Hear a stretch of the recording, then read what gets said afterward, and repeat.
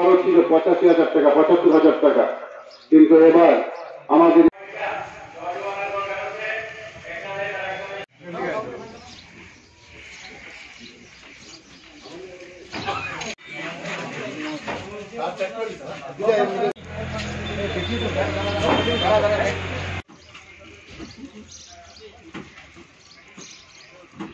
রাজ্য সরকার 2018 সালে যখন পেডি প্রকল্প শুরু করেছিল, এর মূল উদ্দেশ্য ছিল ধান আমাদের প্রধান ফসল হলেও কৃষকরা ধান উৎপাদন করে লাভবান হচ্ছিল না, কারণ বাজারে রেট ছিল না।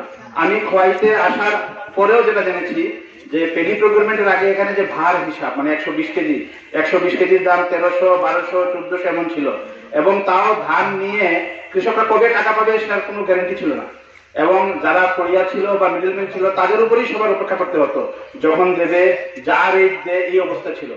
তো এর ফলে কি হয়েছে, কৃষকরা অনেক সময় ধান চাষ থেকে বিমুখ হয়ে গেছে।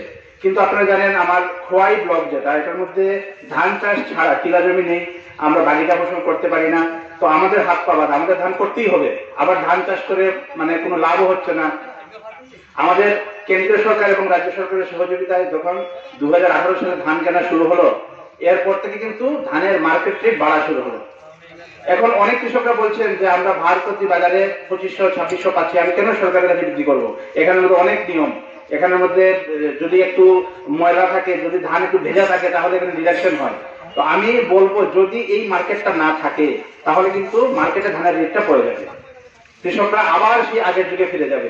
আমাদের পার্শ্ববর্তী যে ব্লকগুলি আছে, যেমন আমাদের পদ্মবিল ব্লক, আমাদের তুলাশীগড় ব্লক, ওইখানে কিন্তু এই পেডি প্রকিউরমেন্ট সেন্টার নেই, যার ফলে ওইখানে কৃষকরা ট্রেনিং করে এখানে নিয়ে আসতে খরচা হচ্ছে তাদেরকে, তারা লোকাল কুরিয়ার কাছে কম দামে বিক্রি করে দিচ্ছে।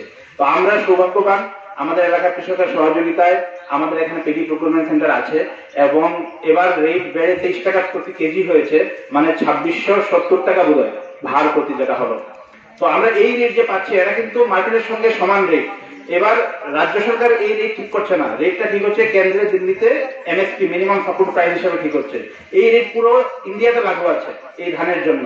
তো এই রেট করে যদি আমরা ধান সরকারের কাছে দিই, যদি একটু লসও যদি হয়, তবু আমার মনে হয় এই সেন্টারকে টিকে রাখার জন্য আমাদের কৃষকদের এগিয়ে আসা উচিত, এবং আমার মনে হয় না খুব একটা লস হবে বলে। যারা ভালো ধান শুকনো করে আনছেন, ঝাড়াই বাছাই করে আনছেন, আমাদের এখানে খুব একটা পার্সেন্টেজ মাইনাস হয় না। আমি আজকের এই অনুষ্ঠানে বিশেষভাবে ধন্যবাদ জানাতে চাই।